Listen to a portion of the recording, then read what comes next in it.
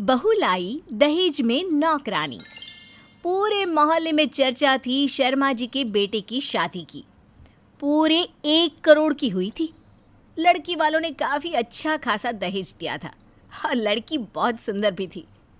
Mrs Sharma अपने बेटे राहुल की इतनी अच्छी शादी होने पर बहुत खुश थी और साथ ही अपनी बहू नैना की खूबसूरती को लेकर भी खुशी से फूली नहीं समा रही थी।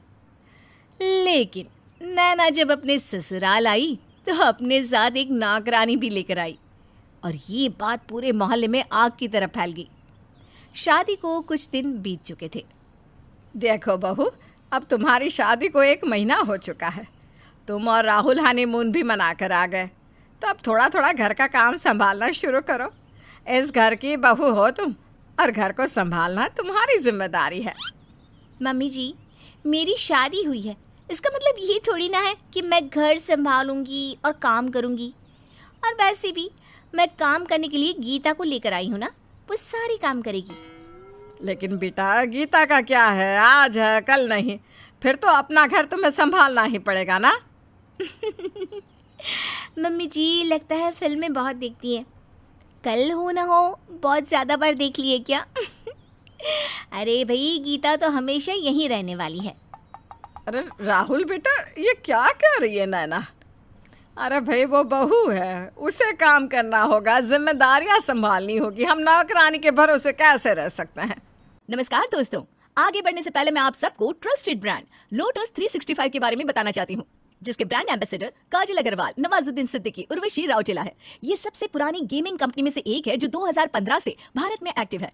यहाँ आपको क्रिकेट, फुटबॉल, टेनिस आदि के अपडेट मिलते हैं। आप यहाँ 1000 प्लस लाइव गेम्स भी खेल सकते हैं और अमेजिंग रिवॉर्ड्स जीत सकते हैं।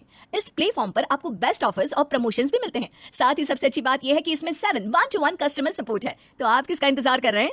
अभी खेलें और iPhone 13, royal Enfield, Samsung Galaxy S22 ultra जैसे एक्साइटिंग गिव अवेज के साथ बोनस ऑफर का लाभ उठाएं। मम्मी, अब नैना कह रही है ना कि उसके साथ उसकी नौकरानी है, तो आप उसे काम करने के लिए क्यों कह रही हैं? और धीरे धीरे वो काम करना सीख जाएगी ना। ज़बरदस्ती तो हम उससे कुछ नहीं करवा सकते।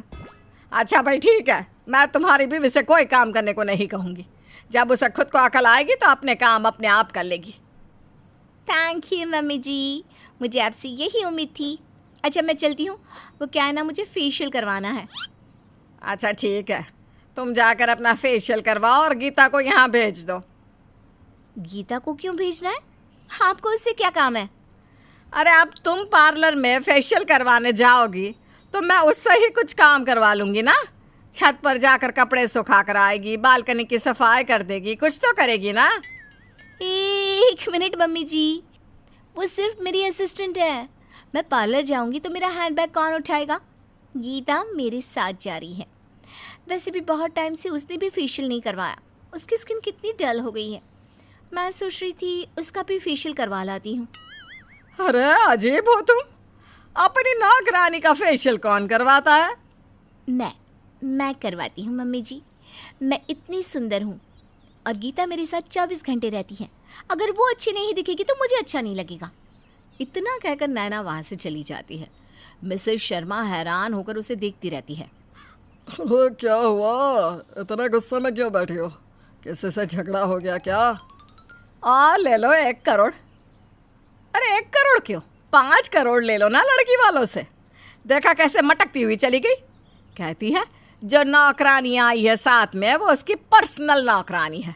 मैडम उसको अपने साथ फेशियल कराने ले गई है। अब क्या कर सकते हैं, बहू है हमारी, ज़्यादा कुछ कह भी तो नहीं सकते ना। कुछ दिनों के बाद, अरे गीता, ज़रा पानी तो पिला दे, घुटनों में बड़ा दर्द हो रहा है, उठा ही नहीं जा रहा। क्या हुआ मम्मी जी? आपने मुझे बताया क्यों नहीं कि आपके घुटनों में दर्द हो रहा है? लाइए, मैं इन पर तेल लगा देती हूँ। अरे नहीं नहीं बेटा, रहने दो, तुम्हें काम करने की आदत नहीं है ना, इसलिए मैंने सोचा तुम्हें नहीं बताती। अरे काम करने की आदत नहीं है तो क्या हुआ मम्मी जी? आप इतने दर्द में हैं, आपके पैरों में इतनी परेशानी है, क्या मैं आपके लिए इतना भी नहीं कर सकती? लाइए, मैं आपके घुटनों पर मालिश कर देती हूँ।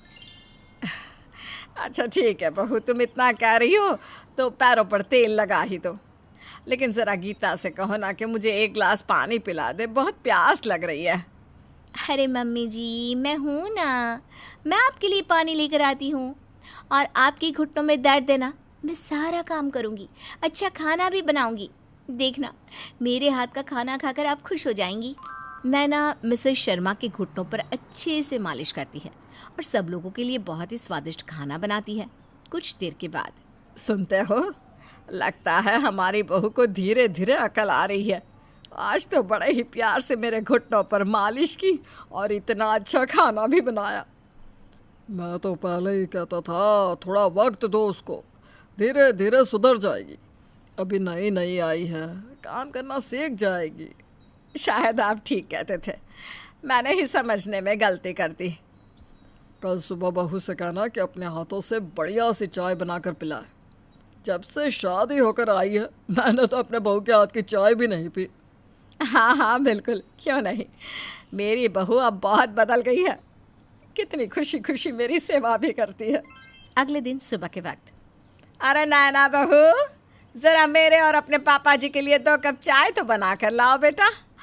कल इतना बढ़िया खाना बनाया था, सोच रहे हैं तुम्हारे हाथ की चाय भी पी कर देख लेते हैं। मम्मी जी, अभी तो मैं सोकर भी नहीं उठी, अब क्यों मुझे इतनी आवाज़ें लगा रही हैं? सोने दीजिए ना। लगता है बहू गहरी नींद में है। एक काम करो, गीता से कहकर तुम चाय बनवा लो।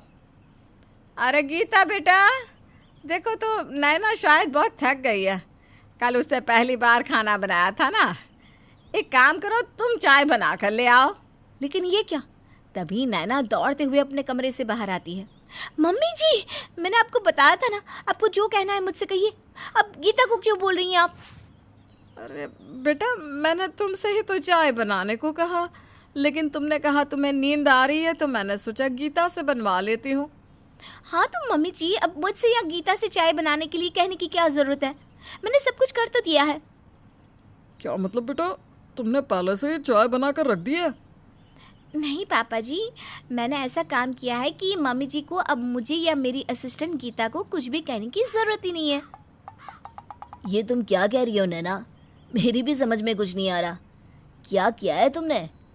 क्या मम्मी के लिए कोई नई सर्वेंट ला दी है? आप लोग भी ना कुछ नहीं समझती। अरे कल मैंने मम्मी जी के घुटनों पर आयुर्वेद के तेल की अच्छी वाली मालिश की ना। हाँ, लेकिन उसका चाय बनाने से क्या लेना देना?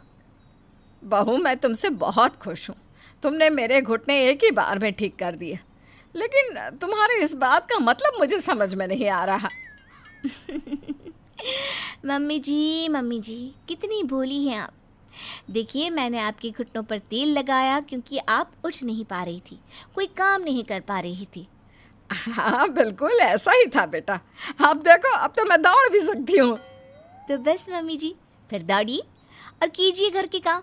मैंने आपको बोला था ना, गीता सिर्फ मेरा काम करेगी, और आप इतना भी नहीं समझी।